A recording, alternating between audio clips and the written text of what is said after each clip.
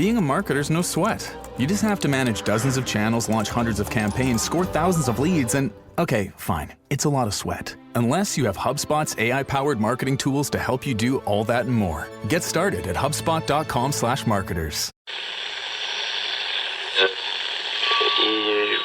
Ampire.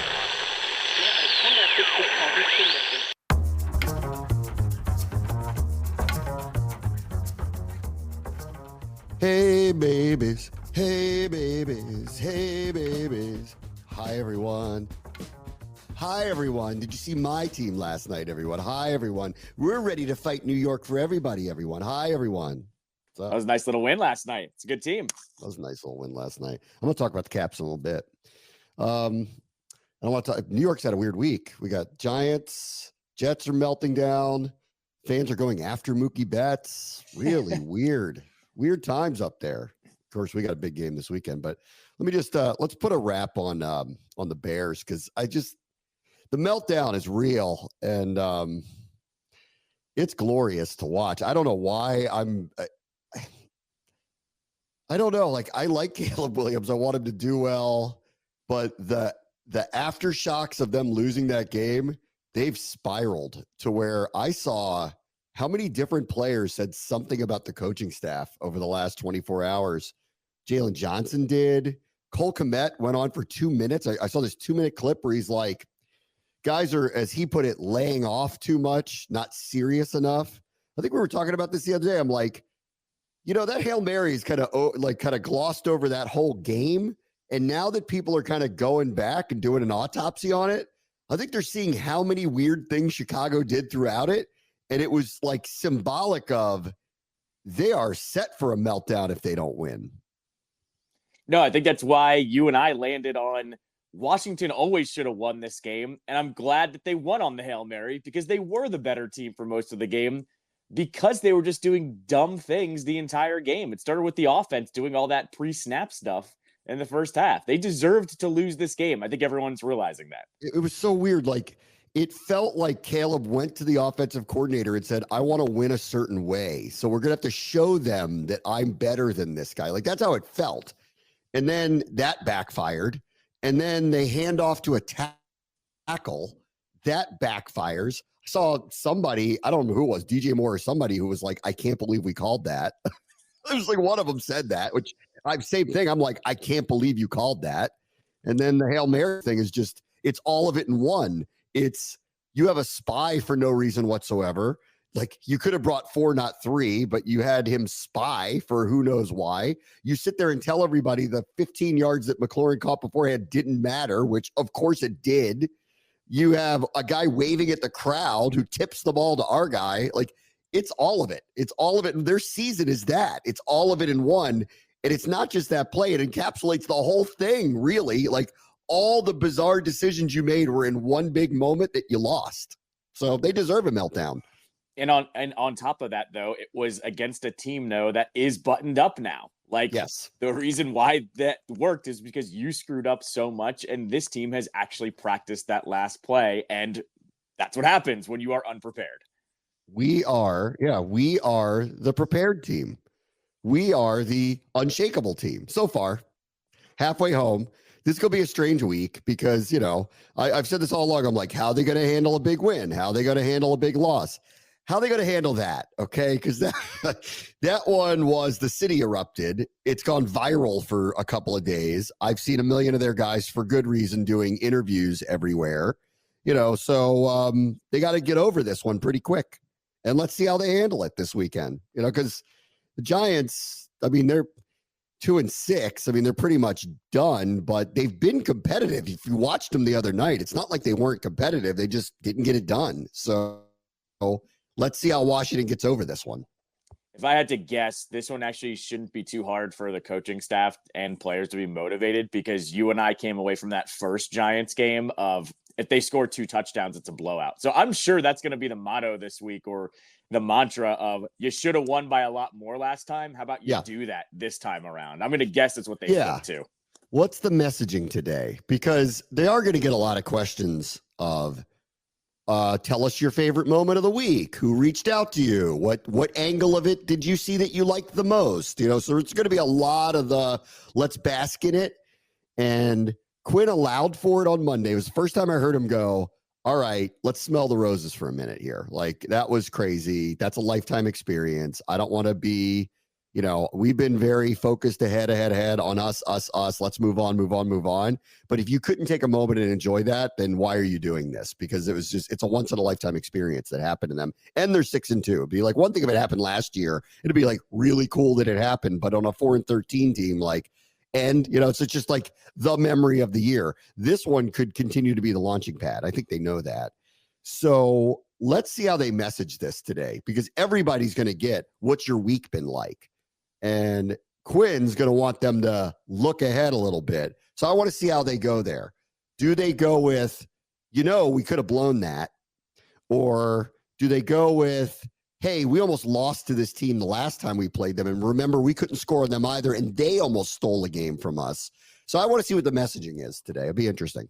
Yeah, no, I would assume they're going to have some way to get them kind of back on focus. That this is like one of the things for the whole entire season that I'm not actually really worried about. Like, they seem to be ready to rise up to challenges and make sure that they, stay medium when they need to. I'm not worried about it, is what I'm getting at. Stay medium. All right. I want to take a look at the schedules because Philly's kind of turned the corner too. They blew out the Giants a couple weeks ago. I think that was a big time statement win from them over Cincinnati. I think the truth is kind of coming out about Cincinnati, which is the way I felt about them when we played them early. I'm like, I don't know if I like them defensively anymore. Like, I'm not sure they've got the right personnel to do the things they want to do. They don't have a prolific running game anymore. So Burrow's going to have to be awesome, et cetera, et cetera, et cetera. I got laughed at back then when I said it, but whatever. It's played out now. And I thought that was a statement win for Philadelphia, because that was one of these two is going to right their way, and they're going to start looking like that they could start heading back towards the playoffs and more. And that's Philadelphia. So we got an interesting stretch here. We got 5 games before the bye. We're a half game up on them. We're going to play them, in a couple of weeks here, 2.5 weeks, whatever it is. This is what the schedule looks like. So let's see who's going to get through this one and be leading the division.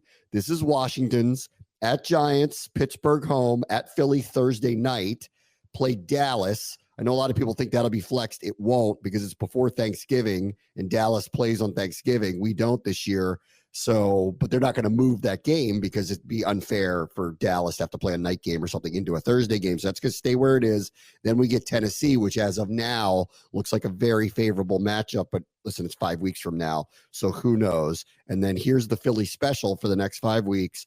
Jacksonville home, which doesn't feel very good. If I saw some reporting today, I think they just traded their left tackle, didn't they? Did Jacksonville just do that? I think they did. Then they go to Dallas. Boy, that's going to be a big one.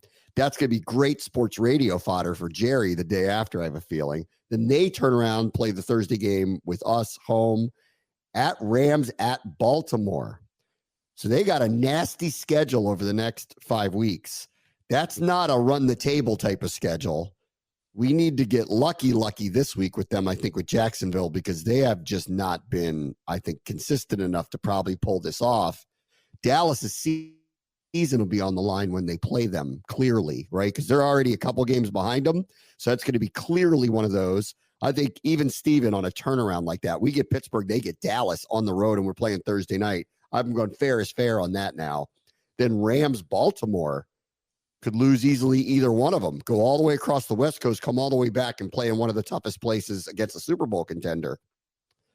It's looking good, guys. Like, we could just hold the fort down for the next 5 weeks. Win Giants, hopefully win Tennessee. Let's see what Dallas is by the time we play them. And we could be sitting pretty going into the bye in December. No, I think looking at the 5 for Washington, I think you count 3 wins. I think they're not going to lose. I would hope. They're going to beat the Giants. They're going to beat the Titans. You would think they're going to beat one of those 3, right? One of the 3. Dallas, Philly, and Pittsburgh. And that's worst case. 3 wins. I do think that's worst. I agree. I think that's worst case. I saw this yesterday. I actually couldn't believe this because I've decided to turn the corner now too. I love basking in it, but you'll be very proud of me, Callow. I'm already getting ready for the Giants. I've been getting ready for the Giants for a day. I decided to cut it off around Dan Quinn will be very proud of me. I stopped basking in it around 3:00 yesterday and went, I got to get to work. And I'm like, I got to move on. This was fun. Let's move on. And this was the one that got me. As of week 3, Washington had the 31st ranked pass defense of the league. Remember, it started really badly. They gave up 1 million passing touchdowns. As of this game, they're ranked 7th. That's an unbelievable improvement in 5 weeks. Now, they did get Carolina. They did get Cleveland with Deshaun. So they've caught a couple of breaks along the way. But they also played Lamar.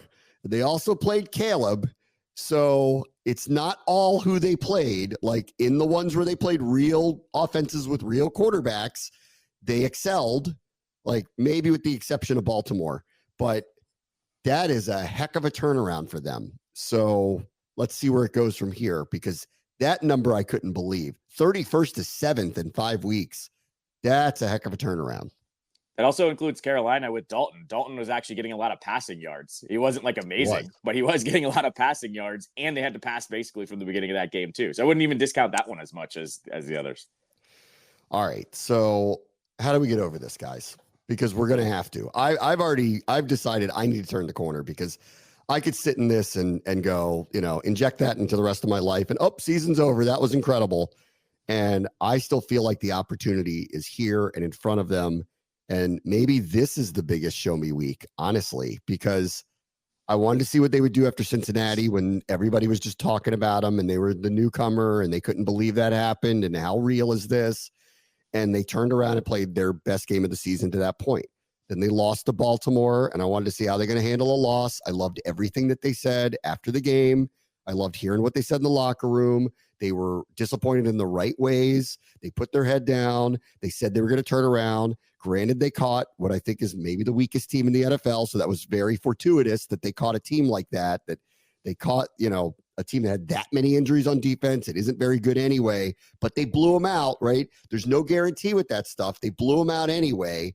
Did it with their backup quarterback for the majority of the game. They blew them out. Now they've had this, which was their second true heavyweight fight.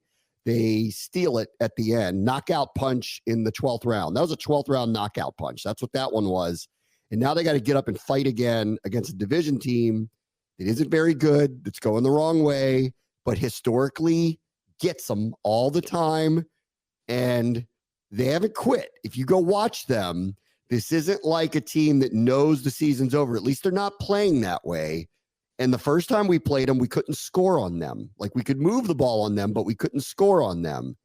So this is a big, this season flips the wrong way against these guys. If you lose this one this weekend, this is the one that, again, is the test. Can you stay off the roller coaster? Can you compartmentalize maybe the greatest game you've ever been a part of? Can you put it aside? Can you, I don't know, these guys, just like me, my phone blew up all week. I've never had more texts and people reaching out and tweets and all that stuff. If those guys head out to the grocery store, what's happening to them? I mean, it must be insane when Noah Brown can't go anywhere. Like, it must be insane. Can they handle it? And I want to see, this is a big week to find that out. This is another one where, while they're here and practicing, it's probably better off they are playing on the road. Probably, right? I don't know if that matters that much. I wouldn't put that much stock, because they're only traveling up the day before anyways. It's just a New York trip. Like if it was a West Coast trip, I think I'd buy that, but I'm not going to buy that one. I'm not, at least. So let's see how they get over it. It should be a good one. All right. One other thing that happened in the NFL, the benching of Anthony Richardson, which now if the Colts make the playoffs with Flacco, I think, you know what? I think if they do that, I think that's it on the conversations of whether he should be a Hall of Famer or not, actually, right? Because he's won a Super Bowl. They had this long, is he elite conversation stuff forever. And he was one of the originals. You got to show me. I don't really want to pay you. Remember, Bisciotti didn't really want to pay him, but they won the Super Bowl and he went, well, what am I going to do now? And they gave him the money. And then it all fizzled. And it kind of went the wrong way. And I thought his career was over 5 years ago. The fact that he's even playing right now and starting for anybody is ridiculous. The fact that he comes in, he's the all-time relief pitcher. Like, I've never seen anything like this. He's the reason, well, Cleveland and their defense, but once Deshaun went out last year, he had that place on fire. And I actually think this is the right thing to do for Indianapolis. And I don't know what it is about him, but here in the latter stages of his career, and I can't even believe he's still playing right now, he's as good as ever. So this is a fun story. I'm watching them closely. I don't know that he has the defense that Cleveland had a year ago, and they're clearly not probably going to catch Houston because they're kind of too far ahead of them, but they could make the playoffs with that team, and that'd be a heck of a story. And I'm telling you, like, I don't even want to hear an argument about him anymore. If he does that with another team at his age, when he was on the couch a year ago, he's a Hall of Famer, guys. Like, that bottom line, period, Super Bowl winning quarterback, and at an advanced stage came in and saved the day for two franchises that haven't won jack in a long time. Like, come on. I will push back. I think they can win that division. Texans now, the injuries are stacking up for them, and they haven't been impressive in the first, half of the season. And all the Colts have done is hung around. So I'm not going to discount them winning that division. I'll put it out there. I think if they hang around, they could take the division from them. But when it comes to Flacco too, I think the funniest part with Flacco is how many years was he on the Jets? And it just like, it was nothing. Right. It was no man's land. He leaves the Jets, and all of a sudden he's the best backup quarterback in the league. Like, you can't make it up with the Jets at this point either. Like, they had the guy that could have probably gotten them into the playoffs, yet for whatever reason, terrible coaching, players, whatever, it didn't work. Yet here he is with the Browns and the Colts and making playoff runs with both of them. I mean, the crazy part is, like, the Browns, for whatever reason, didn't want to re-sign him, probably because it offended Deshaun, because everybody loved him, right? So they wanted to clear the path again and not have everybody wondering in training camp, should they start Flacco, right? Boy, the Jets, who got rid of Zach Wilson, what if they brought him back? They'd be demanding they bench Rodgers for him. And it probably would have been the right thing to do, actually. Probably. I mean, but you also, you dug that grave. You have to lie in it. I mean, you're not just going to bench Rodgers at this point. So, I mean, yeah, it looks good on paper with that, but they would have never actually done that. Yeah, there's no way. Well, I mean, like, this is why he's not in Cleveland. They didn't want to deal with everybody. The second Deshaun had one bad game, they're like, put Flacco back in. And they would have been right in saying it. Yeah. All right, let me take a quick break. Very much the show is ESPN 630 to Sports Capital.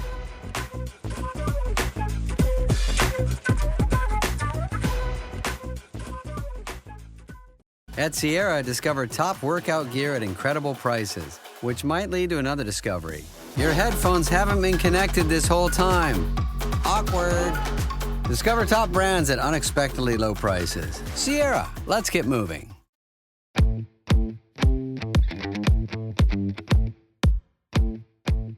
All right, Lovey, welcome in my friend, colleague from ESPN New York, Anita Marks, for round 2, Commanders and Giants. I watched the Giants play on Monday Night Football. I'm sure, as everybody in the world has seen, Washington went on a Hail Mary.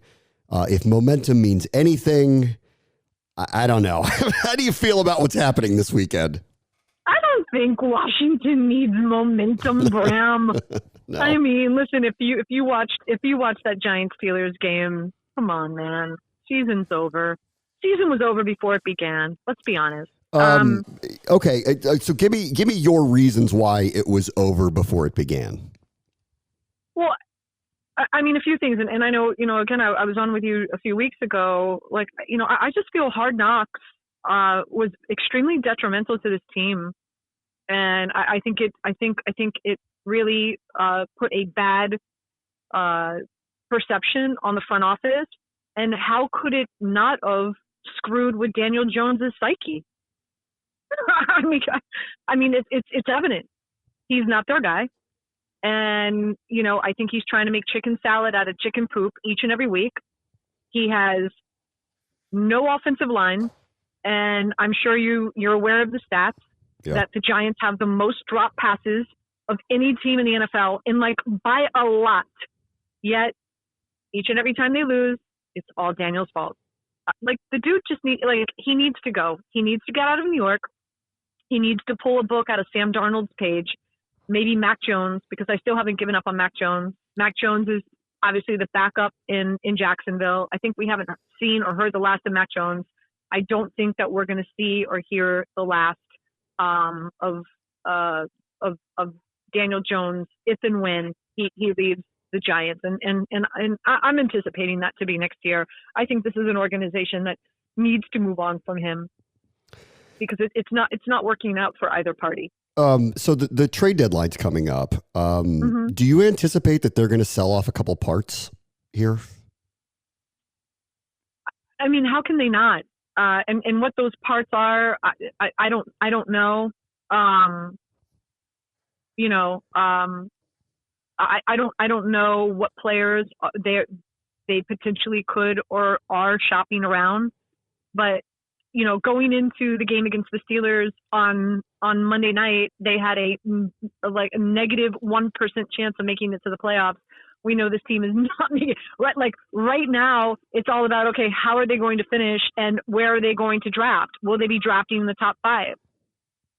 Really, I think what the interesting conversation, and I have this on my radio show, is, okay, so John Mara came out and spoke to the media last week and said that he is not going to make changes, that he is still going to bring back Joe Shane and Brian Dable next year. Okay, so they do that.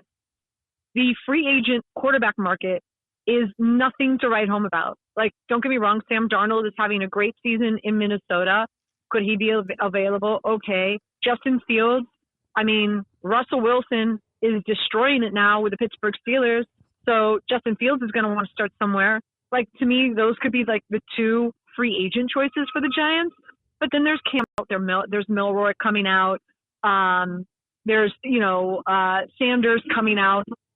If I'm Joe Shane and Brian Dable, I'm drafting a quarterback because it's going to buy me another 2 to 3 years with the franchise and the organization.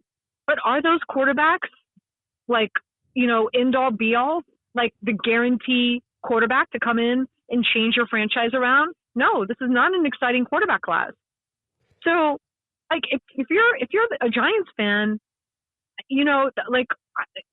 there's got to be a huge concern here, considering that John Mara came out and said that he's still committed to Brian Dable and Joe Shane. And how can you be after what we saw in Hard Knocks?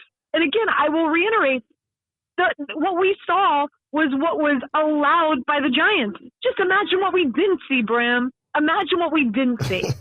Here's what I'm trying to figure out. What is the point of saying you're bringing them back next year now? Why did he feel compelled to say that? So Wellington Mara has a documentary that's coming out on Netflix, and they had a pre-screening in the city the other night, and of course, all the media went to it, and that was one of the questions that they asked to John Mara. Now, listen, he's entitled to change his mind. If this is a Giants team that doesn't win another game the remainder of the season, could he be like, well, maybe I spoke too soon? Absolutely. But this is just this Giants team they're just in a really bad, they're just in a really, really bad spot. And it's really, really unfortunate. And Washington is, you talk about momentum. Obviously Washington is catching them at a really, really great time because, Daniels has just been sensational this season, which, by the way, I just want to go on the record, just letting folks know, I said Daniels Offensive Rookie of the Year before the season began, and I got that at 9-1. He's now minus 185, Bram. So kudos to me. Hopefully I'll be making some dough, especially after that Hail Mary where he bought himself some time and just rocket launcher. That was unbelievable. But this very well could be a complete beatdown. This could be just really, embarrassing for the Giants coming into this game, as well as Washington's playing. Obviously, the Andrew Thomas injury is bad. That's a really big. That's a huge loss. I get it, but huge. They spent a lot of money on their offensive line. John Michael Schmitz is a high pick. So is Evan Neal. He doesn't play.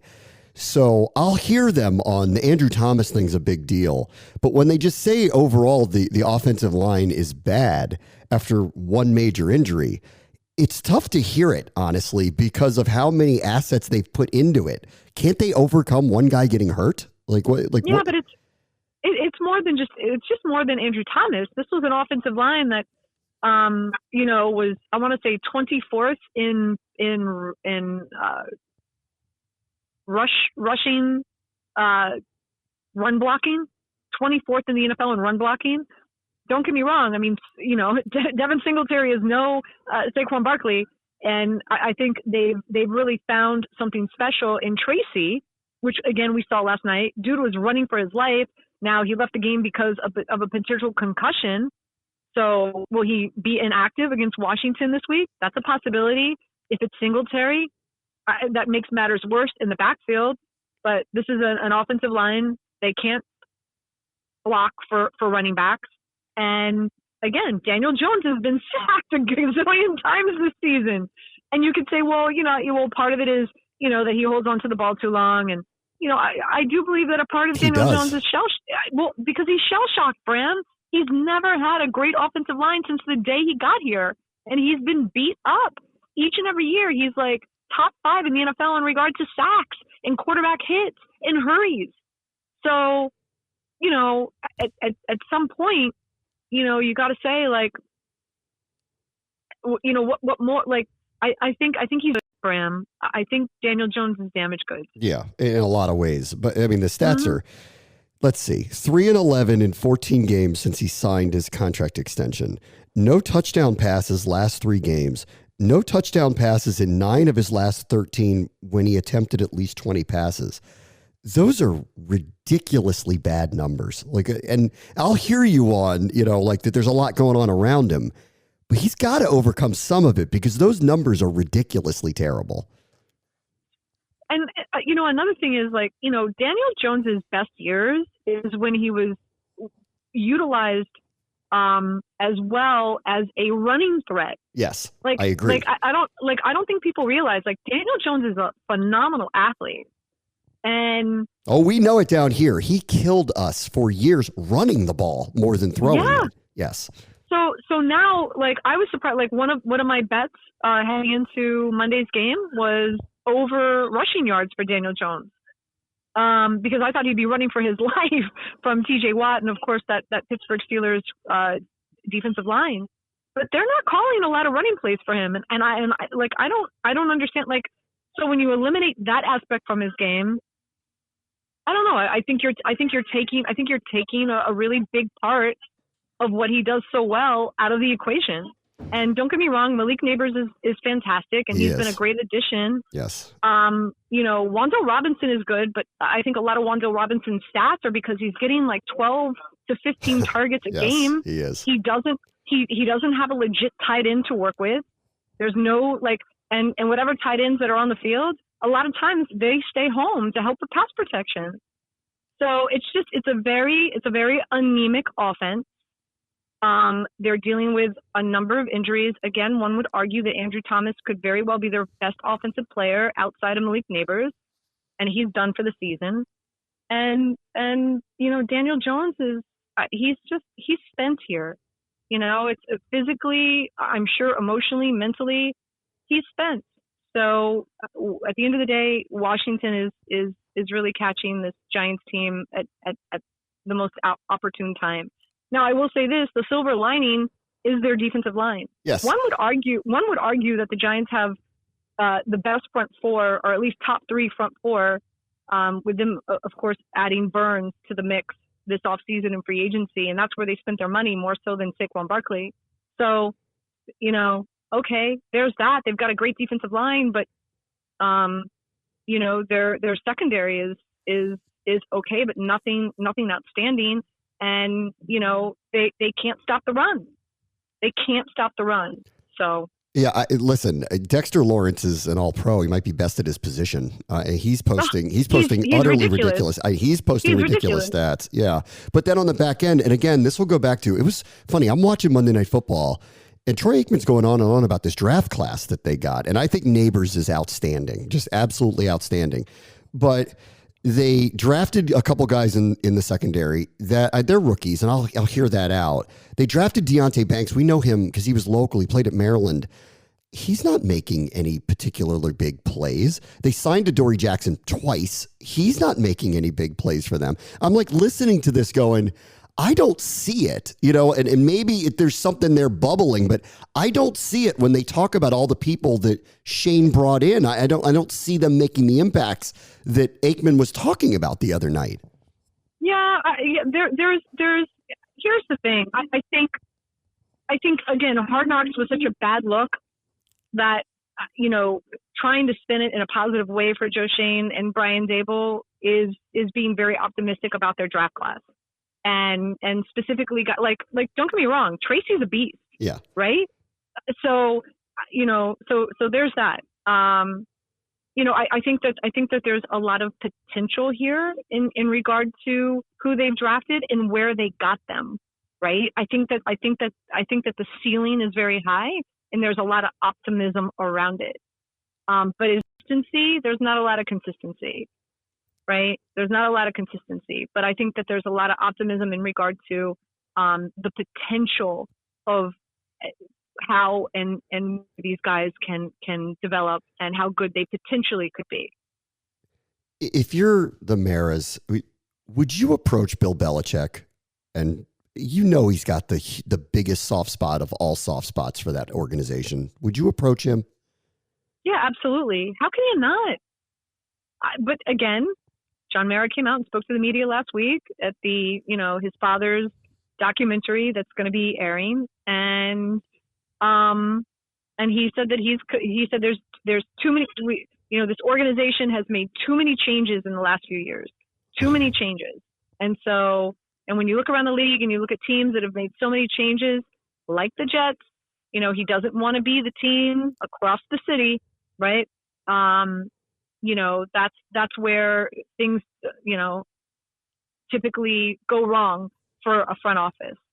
But if Bill Belichick is out there and his love for this organization and that franchise and the history with him and that franchise, how can you not just, have a cup of coffee and have that discussion? I would imagine that John Mara and this organization will at some point, especially again, if this Giants team continues to lose. All right, one more Giants thing, because I do actually want to ask you one about the Jets, but off of what Saquon did a couple weeks ago, off of Hard Knocks where Mara says, I can't sleep if he plays for Philadelphia. He's the main reason why their offense is really kicking into gear, and he could have been a Ring of Fame member. Maybe we still will be for them. How is everyone kind of digesting that they don't have Saquon Barkley on their team over what sounds like not a lot of money? Yeah, it's something that is just, it's just accepted now. It's like nobody wants to go backwards. Nobody wants to rip the Band-Aid off, right, and throw the peroxide on the boo-boo. It's just, it is what it is. Saquon's not here anymore. We've got to move on. This is a decision that Joe Shane and the organization made, and it is what it is. And nobody really talks about it anymore. But they don't think nobody's painting Saquon's the bad guy here, right? No, I don't think he is. No, how could you, especially after Hard Knocks? Yeah, no. No, not at all, not at all. All right, one thing on the Jets, because I just want to hear what your opinion is on this. They're 2-6. They're 2-6 with that roster. How is that even possible? Because they're a team that has no cohesiveness. They're a team. They are a roster of phenomenal athletes, phenomenal players who don't play together. There's no cohesiveness. There's no team. And it's just it's a poop show. It's just a complete disaster. It started with Aaron Rodgers not attending the mandatory OTA because he wanted to go to Egypt with his friends. Okay, and then Robert Saleh calling him out on it. Right? Kinda. He told the media, yeah, kinda. No, he did. No, he said I told Aaron that he needed to be here and he decided not to. He didn't go to the media and say, oh, well, Aaron had this trip pre-planned. We totally understand. He didn't say that. I'm sure that rubbed Aaron the wrong way. Then Aaron comes in. They lose to the 49ers. Yes, they beat the Patriots the first time around. Then they came up with some other losses. And then the trip back from London, and this is alleged, okay, the trip back from London, Robert Saleh wanted to have somebody else call the plays other than Nathaniel Hackett. Yes, exactly. And that got back to Rodgers, and Rodgers wasn't happy about it. So, and then all of a sudden, Robert Saleh is fired. At the same time, but at the same time, Nathaniel Hackett is still demoted and isn't calling the plays. Woody Johnson takes over the front office, makes the deal for Davante Adams. Is Davante Adams Jesus and cleats? No, they lose that game. Woody Johnson gets on the phone with Drew Rosenhaus, works out a deal with Hassan Reddick. Hassan Reddick comes in, plays last week. Is Hassan Reddick Jesus and cleats? No, he's not. They lose to which, by the way, I called that. I said the Patriots are going to win, but I thought they would win with Drake May. The minute that Jacoby Brissett came in, I was like, oh no, they're not going to win. But yet they still won with Jacoby Brissett. That's that insult to injury. And so again, they're a roster of phenomenal players, phenomenal athletes who all will be invited to the Pro Bowl, right? Well, but they're not playing together. There's no cohesiveness. I There's no unity. There's no leadership. And it begins and ends with Aaron Rodgers. And at the end of the day, Aaron Rodgers isn't Aaron Rodgers. He's a shell of himself, Bram. He's horrible. He's playing really bad football at the end of the day.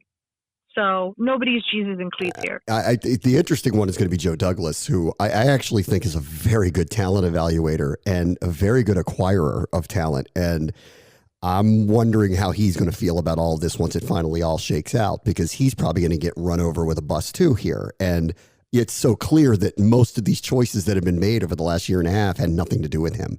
So that's going to be interesting. The choices that have been made, the Davante Adams trade and the Hassan Reddick deal, that was Woody stepping in. Woody came in, fired Saleh, made the trade for Davante Adams, and made the deal with Hassan Reddick. That's all Woody Johnson taking over the front office.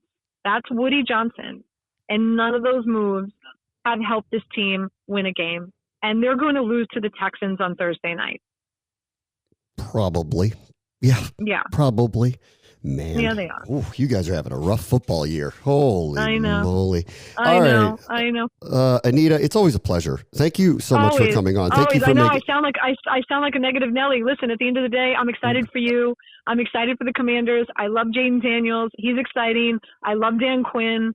I'm excited for you guys. I'm excited for the Commanders. You guys, you found your diamond in your rough. You found your quarterback. What an exciting time for you guys. God bless. It is. Thank you, Anita. Appreciate it. You got it. Bye-bye. Be right back. Bram watch the show, ESPN 630, the Sports Capital.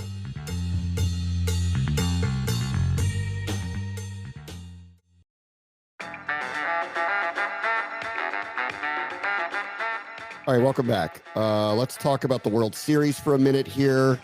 Weirdo versus Mookie Betts. Let's take a look, shall we?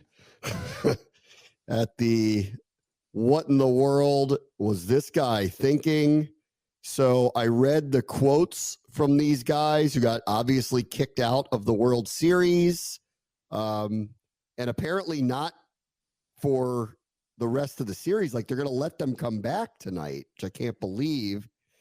These guys had quotes, because the ESPN ran them down, that said, we've talked about this before and we were going to do this. We've laughed about how we were going to do this if this happened.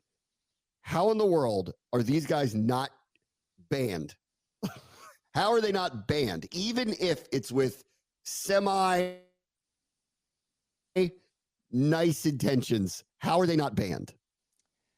This is one of those situations where from the outside, I'm going, this is BS. They should be banned. They shouldn't be allowed back, at least for the rest of this season. But if I was a Yankees fans, these guys are heroes. They're trying to affect a series when they're down 3-0 I kind of see it. If you have a chance to make the difference in a game, you're trying to do it. The team can't rubber stamp this. They can't say this is okay. We've lowered the standards on what a fan is and is not allowed to do. They're not allowed to interrupt the play. Like, that is a hard and fast rule. These guys went way over the line. Like, you can't do that. I find it funny, like everybody else. And like, it falls in line with the characteristics of Yankees fans, but still, you can't let it happen, and they're letting it happen. Yeah, I mean, here's the thing, too. If I was the Yankees, I'd say they're not banned, but they're not allowed to sit, like, from 10 rows near the field anymore or something like that. You've got to acknowledge that it's not okay. Like, I'm with you on that. But it's not okay. But like I said, if I'm a Yankees fan, I'm commending them for trying to flip a series somehow. So, well, of course. I mean, like, yes, of course that's the case. But like, you can't let this go. Like, right. Who's the adult in the room? You're not allowed to do that. Like, nobody got hurt. I get it. It's this moment, and like, it's not like it hasn't happened before. But this was over the line. Who's the principal here? Someone needs to get suspended. What are you guys doing? Somebody be the adult in the room. Yeah, my actual like real take on the play though is like that wasn't the one to do it for. Like, he clearly caught it, and then you tried to like hold his wrist, and like, what if he got hurt on that? Like, that's where I draw the line. It's one thing if you want to clearly interfere and make sure he doesn't catch it, like put your hand in front of his glove or something like that. That's where I think he overstepped a little bit. I will tell you, earlier in this series, the one in LA where the guy caught the ball.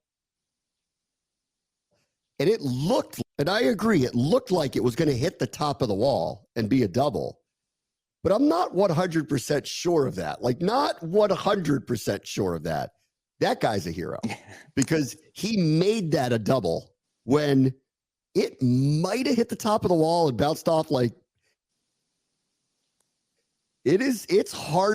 So that guy's a hero for doing that one. These guys, like, you can't grab Mookie Betts' glove. Right. Guys. And Yankees, you can't allow them to do it. Like, stop. Don't say this is okay. They're going to show them on a big screen, and they're going to get a standing ovation. It's ridiculous. Yeah, they need to slap on the wrist. But, yeah, and I will say this. This is going to get interesting tonight. I expect the Yankees to win with Garrett Cole on the mound. So hopefully this gets interesting now because I thought they were going to get swept. They won. They get Garrett Cole tonight at home. I bet they win. So it's going to go back out there, and it's going to get interesting again. I think Dodgers win tonight. Garrett Cole is fine, but I think the Dodgers went with a bullpen game last night. That was their plan. They used the pitchers that they wanted to use. I don't know. The Dodgers have had literally their number for the past three besides last night. I think the Dodgers win in the Bronx tonight. I think Cole was really good in game one. I actually think they're going to be fine tonight, that they're going to win based on pitching. Cole's going to go 6-7 innings, something like it, at least. And if he's on fire, they're going to let him roll, and they're going to try to load themselves up for a 2-game run in LA. And then we'll see. It'll get very interesting if they can send it back there. All right. For us also, this New York week starts off really right. That was a really fun Caps game last night. Started off with Old Vetchkin scored a couple of times on old national TV, so everybody got to see it.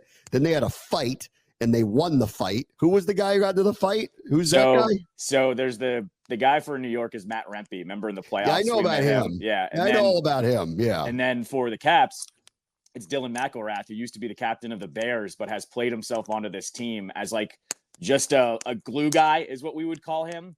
And everyone kind of knew that he was going to draw into the lineup with Rempe because they fought in the AHL 2 years ago in a big bout. So everyone kind of knew it was premeditated. They also started chirping at each other in warmups. Everyone knew that it was coming, essentially.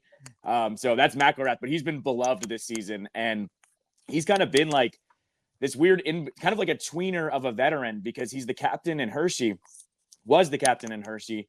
So all the young guys like look up to him. So the McMichael, Protus, LaPierre type guys, they like have their leader in place with the big league club. So he's been beloved this entire season so far. Right. And then they were peppering Shesterkin.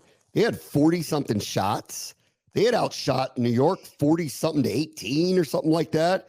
It was wild that score was that close, honestly. And late, I even texted you, Shesterkin made like 3 unreal saves, or Washington would have had 7 or 8 goals last night. Connor McMichael should have had a hat trick by himself last night with how he played. He might have had his best game ever as a pro. Shesterkin saved 2 really good chances off him. He of course scored one of those. This team, I was telling you last week, like, you're getting the tingly feeling a little bit. It's still the beginning of the year, but the way that they have played in some of these games has been the type of hockey that you want to see in the playoffs. Like, look at what they did last night. They went up with 4 goals and held on that entire time, and didn't let Shesterkin will them back into a game. They're getting some really good wins lately. They're 6-2, same record as the Commanders. So nice little start. We've had a couple hold your butt cheeks. Like the Flyers game, they were up 4-0 and nearly blew it. Like really nearly blew it. And then this one was a hold on for dear life late too, even though they had completely outplayed them. So, I guess we'll just have to see how that kind of goes. Who was the guy? Chychrun got hurt last night, right? Yeah, Chychrun got hurt last night, didn't return. Spencer Carberry just kind of used the phrase "some concern," so who knows what that means. Yeah, they don't tell you in hockey what the problem is. Yeah. Correct. So the other thing is he has injury. Right. The other thing is they have defenseman Matt Roy, who is close to coming back. So hopefully he draws into the lineup and they're not too hurting. But yeah, that was an unfortunate injury because I've told you that's like one of my favorite signings is Chychrun. So I hope he comes back soon. I mean, in the end, I love the defensive signings were the things I got excited about. I love this second line that they have. The McMichael, Wilson, Pierre-Luc Dubois line felt like, oh, that's got a chance to be good. In the end, I will have to wonder, is there enough goaltending there?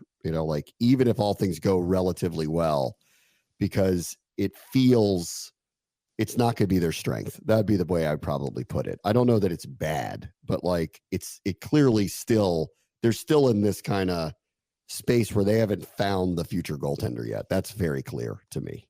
The good part with both of those goaltenders is they're not the best in the world, but I've seen both of them make really big saves when they've needed them, and that's something that they've just missed. So I think if they get solid goaltending and these guys have timely saves, that'll be just as good as what they've had in the past. Not to mention, as you just said, the defense is better, so they're not going to be asked to do as much as they have the past couple of years. It's been a heck of a start. I love my boy Carbs. More carbs, baby.